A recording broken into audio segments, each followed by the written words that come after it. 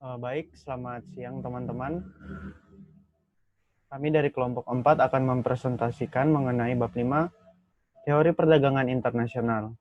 Kami terdiri dari 6 anggota. Yang pertama ada Gali Ernawati Wibawa dengan NIM 11180382. Yang kedua ada Leon Angelka 11180397. Yang ketiga ada Triana Anggerina ada 1118080403.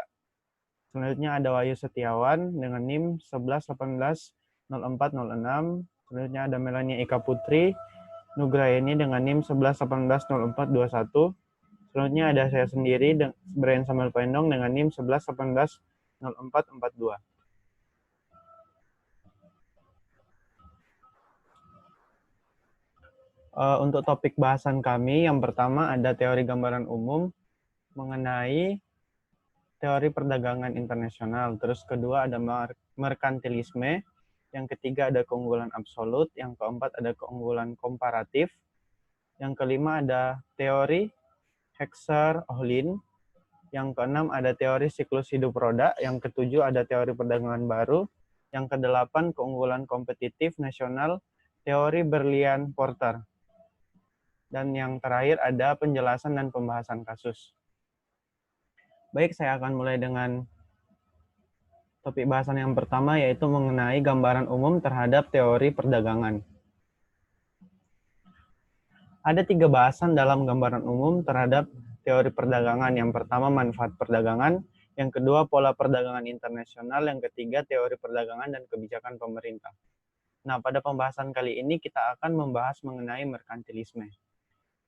Merkantilisme menganjurkan bahwa negara harus secara bersamaan mendorong ekspor dan mencegah impor. Apa itu merkantilisme?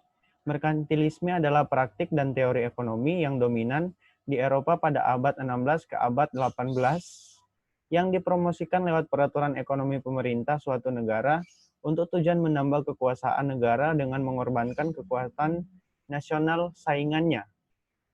Terus yang selanjutnya itu ada perdagangan bebas atau free trade, mengacu pada situasi di mana pemerintah tidak berusaha untuk memengaruhi melalui kuota atau tugas apa yang warganya bisa membeli dari negara lain, atau apa yang mereka bisa produksi dan jual ke negara lain. Selanjutnya ada Adam Smith. Adam Smith merupakan yang pertama kali menjelaskan mengapa perdagangan bebas tak terbatas bermanfaat bagi semua negara. Smith berpendapat bahwa tangan tak terlihat terdapat mekanisme pasar, bukan kebijakan pemerintah yang seharusnya menentukan apa yang negara impor dan ekspor. Argumennya menyiratkan bahwa seperti sikap tak campur tangan terhadap perdagangan merupakan hal terbaik bagi suatu negara. Selanjutnya ada manfaat perdagangan. Teori Smith, Ricardo, dan Hexer-Ohlin adalah bahwa mereka mengidentifikasi dengan presisi manfaat khusus perdagangan internasional. Misalnya, tidak seorang pun akan menyarankan bahwa Islandia harus menumbuhkan jeruk sendiri. Islandia bisa mendapatkan keuntungan dari perdagangan dengan bertukar beberapa produk yang dapat menghasilkan dengan biaya rendah, seperti ikan, dan untuk beberapa produk yang tidak dapat menghasilkan sama sekali, seperti jeruk. Jadi dengan terlibat dalam perdagangan internasional, orang Islandia dapat menambahkan jeruk bersama dengan menu ikan mereka. Teori Smith, Ricard, dan Hexer-Ohlin menunjukkan manfaat bagi suatu negara untuk terlibat dalam perdagangan internasional, bahkan untuk produk yang mampu menghasilkan untuk dirinya sendiri. Sebagai contoh, banyak orang di Amerika Serikat percaya bahwa masyarakat Amerika harus membeli produk yang dibuat di Amerika Serikat oleh perusahaan milik orang Amerika, di mana yang mungkin membantu dapat menyelamatkan pekerjaan orang Amerika dari persaingan asing. Kesamaan untuk sentimen nasionalis ini dapat diamati di banyak negara. Selanjutnya ada pola perdagangan internasional. Beberapa aspek dari pola perdagangan internasional mudah dipahami. Iklim dan dukungan sumber daya alam yang menjelaskan mengapa Ghana mengekspor kakao, Brasil mengekspor kopi, Arab Saudi mengekspor minyak, dan Cina mengekspor udang. Teori keunggulan komparatif David Ricardo memberikan penjelasan dalam hal perbedaan internasional. Dalam produktivitas tenaga kerja, semakin canggih teori Hexer-Ohlin menekankan interaksi antara proporsi di mana faktor-faktor produksi seperti tanah, tenaga kerja, dan modal yang tersedia di negara-negara berbeda dan proporsi di mana mereka membutuhkan untuk memproduksi barang-barang tertentu. Namun teori ini menunjukkan bahwa kurang kuat dalam menjelaskan pola perdagangan dunia nyata dibandingkan dengan gagasan pertama. Salah satu respon terhadap kegagalan teori Hexer-Ohlin ini untuk menjelaskan pola perdagangan internasional adalah teori siklus hidup roda. Diusulkan oleh Raymond Vernon, teori ini menunjukkan bahwa awal dalam siklus hidup mereka, produk paling baru diproduksi dan diekspor dari negara di mana mereka dikembangkan.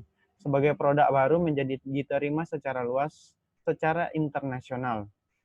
Pada tahun 1980, Paul Krugman mengembangkan apa yang dikenal sebagai teori perdagangan baru, atau New Trade Theory. Teori ini menekankan bahwa dalam beberapa kasus negara mengkhususkan diri dalam memproduksi dan ekspor produk-produk tertentu bukan karena perbedaan mendasar di faktor sumber daya, tetapi karena di industri tertentu pasar dunia hanya dapat mendukung sejumlah perusahaan. Dan yang selanjutnya itu ada teori perdagangan dan kebijakan pemerintah. Teori Smith, Ricardo, dan Hexer-Ohlin merupakan bagian dari kasus perdagangan bebas tak terbatas. Argumen untuk perdagangan bebas tak terbatas adalah bahwa kedua kontrol impor dan intensif ekspor seperti subsidi mengalahkan diri sendiri dan menghasilkan sumber daya terbuang. Kedua teori perdagangan baru dan teori keunggulan kompetitif nasional Porter dapat diartikan sebagai pembelaan terhadap intervensi pemerintah yang terbatas untuk mendukung pengembangan industri yang berorientasi pada ekspor tertentu. Selanjutnya akan dijelaskan oleh teman saya. Baik, saya akan menjelaskan tentang teori merkantilisme dan keunggulan absolut. Yang pertama adalah merkantilisme. Next.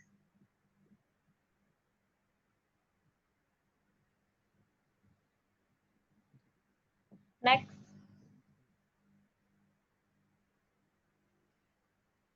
Nah, teori merkantilisme adalah teori pertama perdagangan internasional.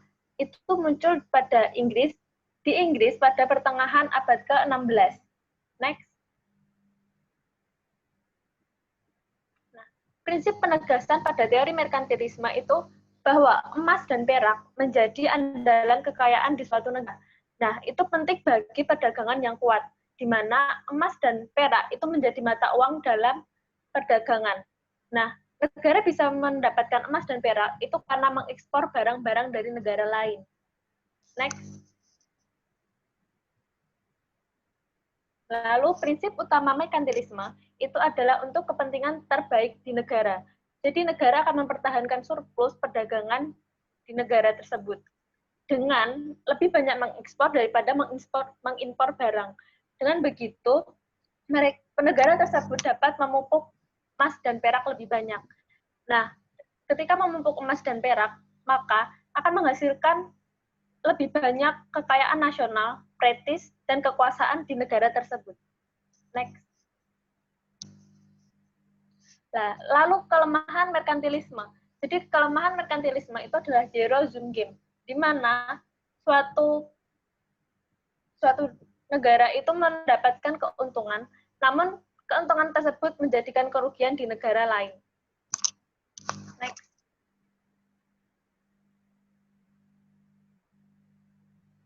Lalu sekarang adalah keunggulan absolut. Next. Nah, negara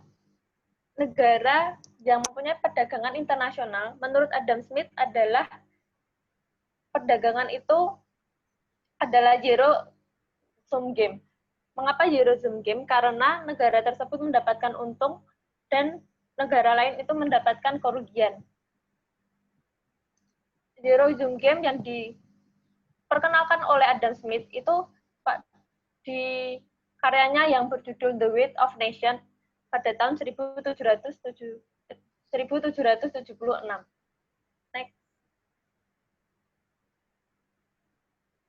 Nah, pendapat Adam Smith itu negara harus mengkhususkan untuk memproduksi barang-barang yang memiliki keunggulan absolut sehingga perdagangan tersebut untuk barang-barang yang diproduksi oleh negara lain. Nah, dari keunggulan tersebut memperoleh manfaat yang terlibat dalam perdagangan. Next, selanjutnya akan dijelaskan oleh teman saya.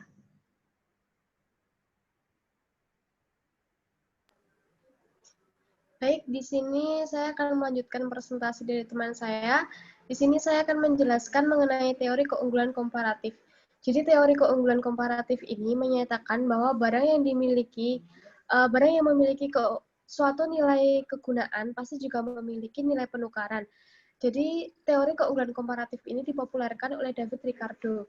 Ia menyatakan bahwa keunggulan komparatif akan tercapai jika suatu negara itu mampu memproduksi barang dan jasa lebih banyak dengan biaya yang lebih murah dibandingkan dengan negara lain.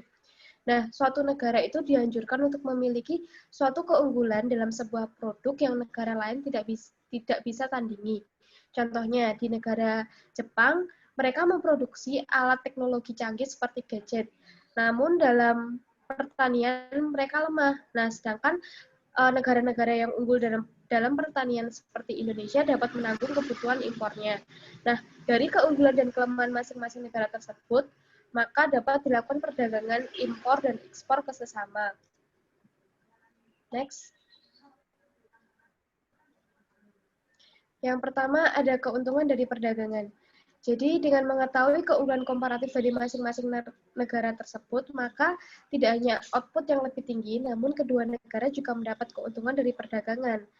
Nah, teori Ricardo ini menunjukkan bahwa konsumen di semua negara dapat mengonsumsi lebih banyak jika tidak ada pembatasan dalam perdagangan. Dengan kata lain, teori komparatif ini menunjukkan bahwa perdagangan itu ada positif sum game, di mana semua negara yang terlibat itu menyadari adanya keuntungan ekonomi di dalamnya. Lalu yang kedua ada kualifikasi dan asumsi. Nah, dari modal sederhana itu ada beberapa asumsi yang tidak terrealistis. Yang pertama ada asumsi dunia sederhana, di mana ada dua negara dan dua barang. Lalu yang kedua ada asumsi biaya transportasi antar negara. Yang ketiga ada asumsi perbedaan harga-harga sumber daya di berbagai negara. Yang keempat ada asumsi bahwa sumber daya dapat bergerak bebas dari produksi yang baik untuk yang lain dalam suatu negara. Yang kelima ada asumsi skala hasil konstan. Yang keenam ada asumsi bahwa setiap negara memiliki ketersediaan tetap sumber daya. Lalu yang ketujuh ada asumsi sejauh dampak perdagangan terhadap distribusi pendapatan dalam suatu negara. Nah, dari asumsi-asumsi tersebut dapat disimpulkan bahwa perdagangan bebas itu saling menguntungkan jika diperluas secara nyata ke banyak negara di dunia. Lalu yang ketiga, ada perluasan dari model Ricardian. Boleh next? Nah, dari perluasan dari model Ricardian yang pertama yaitu sumber daya tidak bergerak. Jadi sumber daya itu tidak selalu mudah berpindah dari satu kegiatan ke kegiatan ekonomi yang lain. Dari teori ini memprediksi bahwa manfaat dari perdagangan bebas itu lebih besar daripada biaya margin yang signifikan. Lalu yang kedua ada penurunan imbal hasil. Jadi penurunan imbal hasil ini ada dua alasan. Alasan yang pertama itu tidak semua sumber daya memiliki kualitas yang sama. Lalu alasan yang kedua bahwa barang yang berbeda menggunakan sumber daya dalam proporsi yang berbeda. Lalu yang ketiga ada efek dinamis dan pertumbuhan ekonomi. Jadi dalam membuka ekonomi untuk perdagangan itu kita pasti ada cenderung menghasilkan keuntungan dinamis dari dua sisi. Sisi yang pertama itu perdagangan bebas mungkin akan meningkatkan saham negara terhadap sumber daya sebagaimana peningkatan pasokan tenaga kerja dan modal dari luar negeri menjadi tersedia untuk digunakan di dalam negeri. Lalu sisi yang kedua, perdagangan bebas juga dapat meningkatkan efisien dengan sebuah negara yang menggunakan sumber dayanya. Yang keempat, ada kritik Samuelson. Kritik Samuelson ini melihat apa yang terjadi ketika sebuah negara kaya seperti Amerika Serikat masuk ke dalam perjanjian perdagangan bebas dengan negara miskin seperti China yang secara cepat meningkatkan alternatif produktivitasnya setelah diperkenalkan dengan rezim perdagangan bebas. Samuelson mengakui bahwa perdagangan bebas secara historis menguntungkan wilayah kaya yang di dalam contoh tersebut ada negara Amerika Serikat. Lalu yang keempat, ada bukti hubungan antara perdagangan dan pertumbuhan. Mengadopsi ekonomi terbuka dan merangkul perdagangan bebas serta negara akan dihargai dengan tingkat pertumbuhan ekonomi yang tinggi. Pertumbuhan ekonomi yang tinggi akan meningkatkan tingkat pendapatan dan standar hidup. Hal ini ditegaskan oleh studi yang mengamati hubungan antara perdagangan dan pertumbuhan pendapatan. Selanjutnya akan dijelaskan oleh teman saya.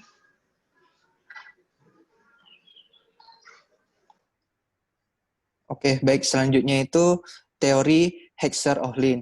Nah, di next, teori Hexer-Ohlin ini terbagi menjadi dua, yaitu yang pertama itu ada teori dari Ricardo dan teori Hexer-Ohlin itu sendiri. Nah, untuk dari teori Ricardo ini, ia menekankan bahwa keunggulan kompetitif timbul dari perbedaan dalam produktivitas, di mana produktivitas tenaga kerja itu, ia berpendapat bahwa perbedaan produktivitas tenaga kerja antar negara mendasari gagasan keunggulan komparatif. Nah, di sini ada dua ekonom, yaitu ekonom Swedia Eli Hexer dan Bertin Ohlin itu mengajukan penjelasan bahwa penjelasan berbeda mengenai keunggulan komparatif. Mereka itu berpendapat bahwa keunggulan komparatif itu timbul dari perbedaan anugerah. Nah, dengan adanya faktor anugerah ini, berarti sejauh mana sebuah negara itu diberkahi sumber dayanya. Contohnya kayak tanah, tenaga kerja, dan modal. Nah, untuk teori Hexer-Ohlin sendiri ini, ia memprediksi bahwa negara-negara akan mengekspor barang-barang tersebut yang membuat penggunaan intensif terhadap faktor-faktor secara lokal melimpah. Dengan demikian, teori Hexer-Ohlin ini mencoba menjelaskan pola perdagangan dalam perekonomian dunia. Seperti teori Ricardo juga, teori Hexer-Ohlin ini berpendapat bahwa perdagangan internasional ditentukan dengan perbedaan dalam beberapa faktor pendukung. Contohnya kayak negara Amerika Serikat telah menjadi eksportir besar barang-barang pertanian. Berarti itu mencerminkan sebagian kelimpahan yang tidak biasa dari tanah subur. Nah, untuk dari negara Asia sendiri, yaitu Cina, mereka diunggulkan di barang ekspor yang diproduksi secara manufakturing, seperti tekstil dan alas kaki. Nah, itu juga mencerminkan kelimpahan yang relatif terhadap tenaga kerja yang murah. Selanjutnya itu paradok Leontief. Nah, dari kedua teori tersebut, paradok Leontief ini menjadi salah satu ide teoritis yang berpengaruh dalam ekonomi internasional. Sebagaimana besar ekonomi itu memilih teori Hexer-Ohlin. Nah, dari pandangan teori Ricardo ini membuat asumsi penyederhanaannya lebih sedikit. Nah, maka dari itu teori Hexer-Ohlin ini mendalikan bahwa sejak Amerika Serikat memiliki sumber daya yang relatif melimpah dalam modal dibandingkan dengan negara-negara lain. Maka dari itu Amerika Serikat ini menjadi pengekspor barang-barang padat modal dan importir padat karya. Nah, dibandingkan negara AS, karena hal ini menjadi salah satu prediksi dari teori tersebut. Sehingga inilah yang disebut dengan paradok Leontief. Nah, kemudian tidak ada yang tahu pasti mengapa kita mengamati paradok Leontief. Salah satu penjelasan yang pasti itu bahwa Amerika itu memiliki keunggulan yang kompetitif dalam memproduksi barang baru dan barang yang dibuat teknologinya itu dibuat secara inovatif. Nah, kemudian hal ini menyia-nyiakan dilema bagi para ekonom, di mana asumsi teori Hexer-Ohlin ini adalah bahwa teknologi menjadi sama di semua lintas negara dan perekonomian dunia.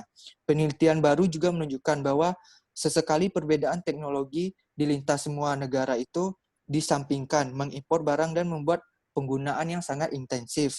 Nah, hal itu membuat dampak dan perbedaan teknologi, produktivitas itu dikendalikan. Teori Hexer-Ohlin ini mendapatkan kekuatan prediktif dari teori-teori yang lain.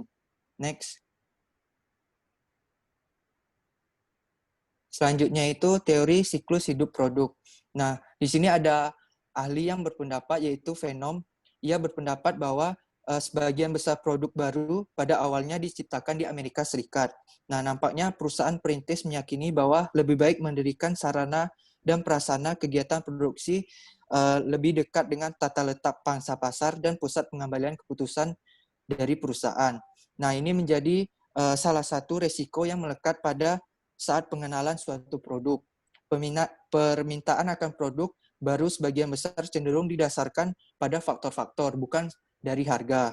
Nah, Venom juga berkata, siklus hidup suatu produk itu sifatnya baru sementara. Permintaan mulai tumbuh dengan cepat seiring berkembangnya waktu di Amerika. Kebutuhan di negara-negara maju pun terbatas. Kelompok masyarakat yang memiliki tingkat pendapatan tinggi dari waktu ke waktu itu, permintaan produk baru mulai bertumbuh di negara-negara maju lainnya. Contohnya itu kayak Inggris, Prancis, Jerman, dan Jepang. Nah, hal itu sangat bermanfaat bagi produsen, di mana karena pangsa pasar di Amerika itu Serikat ini bertumbuh di negara maju lain juga bertumbuh sangat pesat, berubah, dan pangsa pasar ini berubah menjadi bahan baku dan harga menjadi lebih meningkat. Kemudian para produsen bertempat di negara maju ini di mana biaya tenaga kerja itu lebih rendah daripada Amerika Serikat. Misalnya kayak Spanyol dan Italia sekarang melakukan kegiatan ekspor ke Amerika. Apabila tekanan biayanya itu menjadi lebih kuat, maka prosesnya tidak akan berhenti sampai di sini atau akan berkelanjutan dan memberikan dampak yang positif. Next. Selanjutnya pengevaluasi teori siklus hidup. Nah, secara histori, siklus hidup ini menjadi akurat dan menjelaskan pola perdagangan internasional dan perekonomian dunia. Sebagai dampaknya, tingkat ekspor dan ekspor impor Amerika Serikat itu mengalami penurunan, dan para pemakai di negara contohnya kayak Amerika ini memakai barang-barang mesin fotokopi dari sumber-sumber negara lain, kayak misalnya Jepang. Nah, perusahaan milik Jepang ini menekankan bahwa biaya pabrikan terlalu tinggi di negara mereka sendiri, sehingga mereka mulai memindahkan kegiatan produksinya ke negara-negara lain. Contohnya kayak di Amerika tadi, dan untuk di negara-negara yang berkembang itu seperti Singapura dan Thailand. Nah, bagaimanapun juga, teori siklus hidup produk ini bukan tanpa kelemahan. Dilihat dari sudut pandang Asia dan Eropa, pendapat Venom ini sebagian besar produk dikembangkan dan diperkenalkan di Amerika Serikat. Nampaknya itu terkesan etnosentris. Nah, pengenalan atas produk global disertai dengan kegiatan produksi yang tersebar secara global dengan komponen tertentu, menghasilkan lokasi-lokasi di sekeliling dunia dengan perpaduan antara faktor biaya dan keterampilan yang paling disukai. Nah, kemudian singkatnya, teori dikemukakan oleh Venom ini bermanfaat untuk menjelaskan pola perdagangan internasional selama kurun waktu dan dominasi Amerika di dunia. Tetapi hubungannya dalam dunia modern nampaknya masih terbatas. Sekian mungkin akan dilanjutkan oleh teman saya.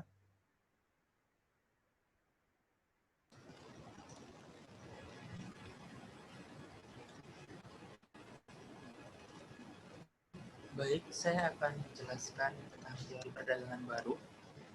Teori perdagangan baru muncul tahun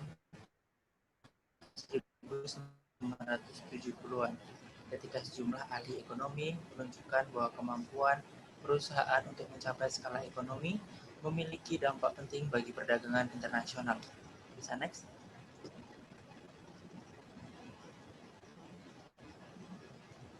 Ya, next lagi.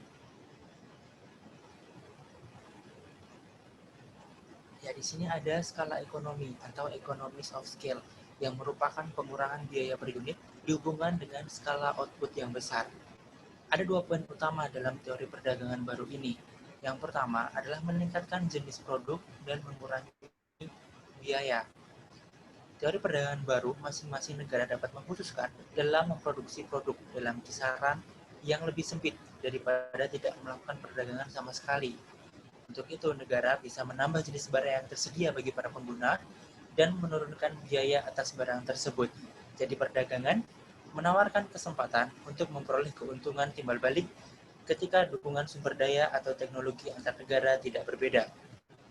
Lalu yang kedua adalah skala ekonomi, keunggulan penggerak utama, dan pola perdagangan. Keunggulan penggerak utama atau first mover advantage adalah keuntungan ekonomi dan strategis yang tumbuh pada orang-orang yang baru akan memasuki suatu industri. Nah, pada teori perdagangan baru ini, berpendapat bahwa produk yang skala ekonominya signifikan akan memiliki proporsi dari jumlah permintaan di dunia.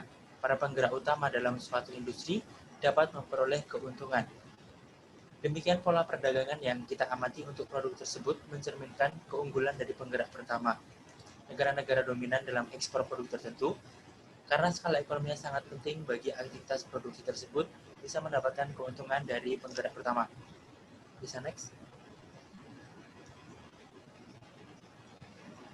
Lalu implikasinya terhadap teori perdagangan baru, di mana implikasinya adalah perdagangan memungkinkan suatu negara mengkhususkan kegiatan produksi terhadap produk-produk tertentu, mencapai skala ekonomi dan bisa menurunkan biaya produksi tersebut. Selanjutnya akan dijelaskan oleh teman saya.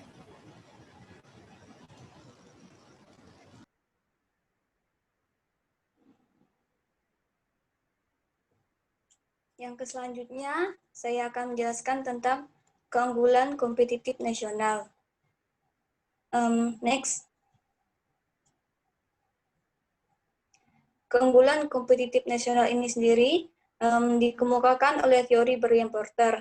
Pada tahun 1990, Porter Business School menerbitkan hasil penelitian secara mendalam. Nah, usahanya akan menjelaskan mengapa berbagai negara berhasil dan mengapa berbagai negara gagal dalam dunia persaingan internasional. Di sini, Porter mengemukakan bahwa ada 4 atribut bentuk lingkungan di mana perusahaan setempat akan bersaing. Atribut itu akan mendukung atau menghalangi proses penciptaan keunggulan kompetitif. Keempat atribut tersebut adalah salah satunya itu faktor pendukung, yang kedua ada kondisi permintaan, yang ketiga ada industri terkait dan pendukung, dan keempat ada strategi, struktur, dan persaingan. Yang pertama itu adalah faktor pendukung. Faktor pendukung ini sendiri diartikan di mana posisi negara dalam melakukan kegiatan produksi. Nah, misalnya seperti tetangga kerja terampil atau kebutuhan akan infrastruktur untuk bersaing di industri yang tersedia. Nah, faktor pendukung ini sendiri tindakan dari faktor-faktor yang akan membedakan antara dua faktor. Yang pertama itu ada faktor dasar, dan yang kedua itu ada faktor kemajuan. Faktor dasar sendiri itu dia diberikan dari awalnya. Kenapa dibilang dari awalnya? Karena memang sejak awal faktor dasar ini memang sudah ada. Contoh dari faktor dasar itu sendiri seperti sumber daya alam, iklim, letak, dan kependudukan. Nah, yang selanjutnya itu ada faktor kemajuan. Faktor kemajuan ini sendiri diartikan sebagai faktor yang signifikan terhadap keunggulan kompetitif. Nah, faktor kemajuan ini merupakan faktor kemajuan investasi yang dilakukan oleh perorangan, perusahaan, dan pemerintah. Contoh dari faktor kemajuan ini itu infrastruktur, ada komunikasi, tenaga kerja yang pintar, dan tenaga kerja yang terampil, serta fasilitas untuk penelitian dan teknologi. Yang selanjutnya itu ada kondisi permintaan. Kondisi permintaan ini sendiri diartikan di mana suatu sifat alami permintaan atas produk atau jasa suatu industri. Porter menemukan bahwa peran permintaan dalam negeri dalam meningkatkan keunggulan kompetitif karena karakteristik permintaan dalam negeri menjadi penting, maka di sini Porter membentukkan atribut produk negeri dan menciptakan tekanan untuk terus melakukan inovasi serta kualitas. Di sini, perusahaan di suatu negara dapat memperoleh keunggulan kompetitif jika para konsumen dalam negeri pandai menuntut. Nah, artinya para pemakai atau pengguna produk dalam negeri ini bisa menekankan perusahaan untuk memenuhi standar tinggi konsumen atas kualitas produk dan menghasilkan produk yang sangat inovatif. Yang ketiga itu ada industri terkait dan pendukung. Atribut ketiga dari keunggulan nasional dalam satu industri menurut Porter ini sendiri yaitu di mana kebebasan pemasok dan industri terkait yang komparatif secara internasional. Keunggulan investasi atas faktor-faktor kemajuan dari produk dengan industri terkait dan pendukung mampu melampaui batas masuk ke dalam industri. Nah, dengan demikian maka akan terciptalah suatu perusahaan dapat membantu dalam pencapaian posisi kompetitif yang kuat secara internasional. Yang keempat itu ada strategi, struktur, dan persaingan perusahaan. Pada bagian ini terbagi menjadi dua bagian penting. Nah, bagian penting pertama itu ada di mana negara yang berbeda digolongkan atas ideologi manajemen yang berbeda juga. Nah, di sini itu akan membantu konsumen atau tidak untuk membangun suatu keunggulan komparatif. Selain itu, akibat dari suatu akibat dari ideologi manajemen yang berbeda, ini akan mengakibatkan kehilangan daya saing. Yang faktor yang kedua itu ada terdapat hubungan yang kuat antara pesaing yang kuat dalam negeri. Akibat persaingan kuat ini, maka pencapaian serta kecepatan keunggulan kompetitif di dalam suatu industri, di sini akan menyebabkan persaingan yang kuat di dalam negeri. Nah, akibat dari persaingan yang kuat dalam negeri ini akan menyebabkan perusahaan mencari cara untuk meningkatkan efisiensi, yang mana akan membantu dalam menjadi persaingan yang lebih baik secara internasional. Next.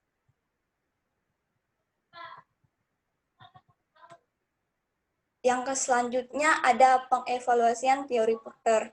Nah, di sini Porter sendiri berpendapat bahwa tingkat perusahaan kemungkinan benar mencapai kesuksesan internasional dalam suatu industri jika mereka itu dapat menerapkan fungsi dari dampak gabungan antara faktor pendukung, kondisi permintaan, industri terkait, dan pendukung serta persaingan di dalam negeri. Keberadaan keempat unsur tersebut ini diperlukan untuk mendorong kinerja komparatif. Nah, teori Porter ini juga tidak ditunjukkan untuk menguji empiris. Di sini akan banyak hal dari teori Porter ini yang benar, tetapi sama halnya yang dilakukan mengenai teori perdagangan baru, teori keunggulan komparatif, dan teori dari Hexer-Ohlin. Dari gabungan teori tersebut akan terjadi suatu kesalahan. Nah, kesalahan itu ada pada masing-masing setiap teori. Jadi, dari keempat teori tersebut pastinya akan saling melengkapi satu dengan yang lainnya dan menjelaskan sesuatu mengenai perdagangan internasional. Sekian presentasi dari saya, selanjutnya akan dijelaskan oleh teman saya.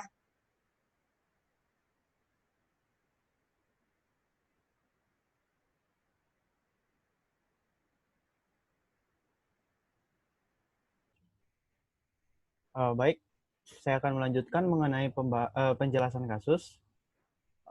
Saya menceritakan secara singkat kasus dari pembahasan kami. Perusahaan di Amerika telah menemukan teknologi informasi termasuk perangkat keras, perangkat lunak, dan jasa komputer serta komunikasi. Pada tahun 1960 dan 1970-an, perusahaan seperti IBM dan DEC mengembangkan komputer layar cembung pertama dan kemudian layar menengah. Telah memimpin sektor informasi. Pada tahun 1980-an, tingkat pertumbuhan di sektor tersebut berpindah ke komputer pribadi dan inovasi perusahaan. Semenjak itu, industri khas Amerika berpindah memproduksi perangkat keras dengan mengalidayakan ke luar negeri. Pada awal tahun 1980-an, kegiatan produksi komponen komoditas untuk komputer berpindah ke tempat para produsen yang biaya produksinya lebih murah. Pada awal tahun 2000-an, pabrik yang ada di Amerika melakukan spesialisasi membuat komponen tingkat tinggi. Namun terdapat banyak kerjasama tersembunyi antara polisi dan wartawan mengenai dampak negatif kecenderungan bagi perekonomian Amerika Serikat. Pekerja yang tergaji tinggi dalam sektor teknologi informasi dikirim ke para produsen di luar negeri. Dampak buruk dari perekonomian di Amerika Serikat adalah penurunan harga yang didukung oleh kegiatan penanaman modal tambahan atas teknologi informasi yang dilakukan oleh perusahaan dan rumah tangga. Karena harganya murah, maka komputer disebarkan dengan lebih cepat di wilayah Amerika Serikat. Pada akhirnya, tingkat pertumbuhan lebih cepat sebagaimana komputer memproses via streamline. Hakikatnya, keuntungan dalam produktivitas sebesar 0,3% per tahun selama 1905 hingga 2002, menambah senilai 230 miliar US dollar ke dalam akumulasi pertumbuhan kotor produk dalam negeri di Amerika Serikat. Secara keseluruhan, beberapa menyatakan bahwa membeli perangkat keras komputer dari perusahaan asing ditentang dengan membuat sendiri di Amerika Serikat, memberikan dampak positif yang signifikan bagi perekonomian Amerika Serikat, yang lebih besar daripada pengaruh yang merugikan dari kehilangan pekerjaan di sektor manufaktur. Selanjutnya akan dijelaskan mengenai pembahasan kasus oleh teman saya.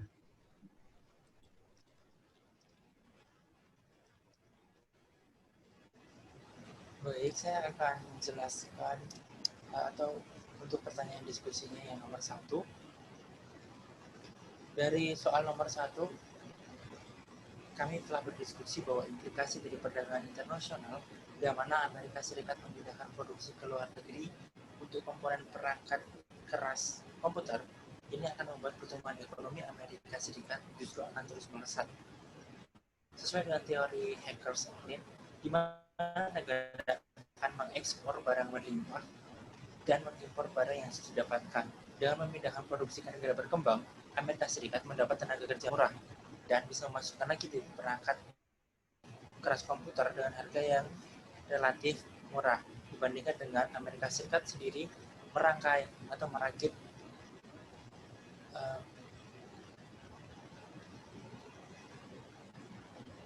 di negaranya sendiri karena tenaga kerja di sana sangat mahal. Yang terjadi, perdagangan internasional yang berupa ekspor dan impor akan memunculkan kemungkinan untuk memindahkan tempat produksi. Peningkatan ukuran pasar yang semakin besar yang ditandai dengan peningkatan impor suatu jenis barang pada suatu negara akan memunculkan kemungkinan untuk memproduksi barang tersebut di negara importir. Kemungkinan itu didasarkan dengan melihat perbandingan antara biaya produksi di negara eksportir ditambah dengan biaya transportasi dengan biaya yang muncul jika barang tersebut diproduksi di negara importir. Jika biaya produksi di negara eksportir ditambah biaya transportasi lebih besar dari biaya produksi di negara importir, maka investor akan memindahkan lokasi produksinya di negara importir. Untuk yang kedua akan dijelaskan oleh teman saya Gali. Oke, next. Ini saya akan menjelaskan apakah Amerika Serikat itu sudah konsisten dengan hasil prediksi teori perdagangan internasional. Jadi saya akan menjelaskan teori perdagangan internasional dulu. Teori perdagangan internasional itu mempunyai 2 poin. Yang pertama adalah skala ekonomi perdagangan yang dapat meningkatkan jenis-jenis barang. Dan yang kedua, itu ketika output yang dibutuhkan untuk memperoleh skala ekonomi mewakili proporsi yang penting di seluruh jumlah permintaan di dunia. Nah, dengan melihat 2 poin tersebut, maka Amerika Serikat sudah konsisten dengan hasil prediksi teori perdagangan internasional tersebut. Mengapa? Karena harga dari komputer yang ada di Amerika Serikat itu terjual dengan harga yang lebih murah. Lalu, karena harganya yang murah tersebut, mempengaruhi kecepatan penyebaran penjualan komputer itu di wilayah Amerika Serikat. Nah, pada akhirnya, tingkat pertumbuhan lebih cepat sebagaimana komputer memproses melalui via streamline. Dengan begitu, keuntungan dalam produktivitas meningkat sebesar 0,3% per tahun selama 1995 sampai dengan 2002. Nah, yaitu menambah nilai sebesar 230 miliar US dollar dalam akumulasi pertumbuhan kotor produk dalam negeri di Amerika Serikat. Nah, secara keseluruhan, maka Amerika Serikat sudah memberikan dampak positif yang signifikan bagi perekonomian Amerika Serikat yang lebih besar daripada pengaruh yang merugikan dari kehilangan pekerjaan di sektor manufaktur. Terima kasih. Selanjutnya akan dijelaskan oleh Leon.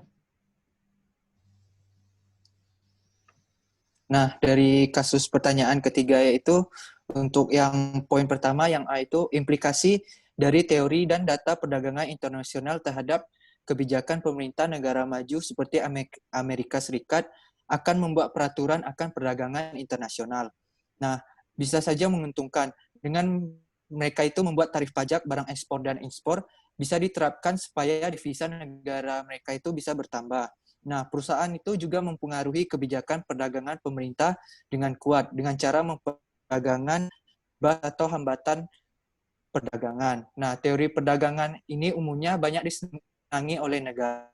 Namun, ada dampak negatifnya atau dampak yang dapat mencelakai negara sendiri itu bila kebijakannya itu tidak sesuai atau sulit untuk diterapkan. Nah, bisa diambil dari contohnya itu dari kebijakan Donald Trump, yaitu mereka menaikkan tarif harga untuk keperluan medis dari Cina dan beberapa negara UE telah memberlakukan pembatasan ekspor, membuat Amerika Serikat itu kesulitan untuk mencari barang-barang medis. Nah, kemudian yang poin B itu secara garis besar, dengan adanya perdagangan internasional di industri komputer berkembang sangat pesat, apalagi dengan adanya ekspor-impor, di mana mereka menakit hardware dan perangkat keras komputer di negara luar. Contoh negara itu adalah negara Zimbabwe. Perusahaan Dell ini menghasilkan produk yang mereka beri nama itu Turbo PC. Untuk pekerjaannya sendiri, Dell melakukan outsourcing dan disesuaikan dengan strategi Dell, di mana mereka akan memproduksi ketika mendapatkan pesanan dan menerapkan just in time. Nah, kemudian menjadikan perusahaan tersebut memiliki rantai nilai yang lebih pendek daripada para pesaing lainnya, sehingga memberikan keunggulan yang komparatif di perusahaan tersebut. Nah, pelanggan dari perusahaan Dell ini juga cukup banyak karena mereka berpindah dari satu provider ke provider lain. Harga dari produk itu yang ditawarkan pun murah, memungkinkan suatu perusahaan tersebut dapat melirik banyak pelanggan. Kemudian selain itu Dell dapat memberikan nilai tambah bagi pelanggannya dengan memberikan jasa tambahan, dengan memberikan kemudahan kepada pelanggan untuk menggunakan perangkat lunak yang telah mereka sediakan. Dari presentasi kami, jika ada kata yang salah, kami minta maaf. Terima kasih.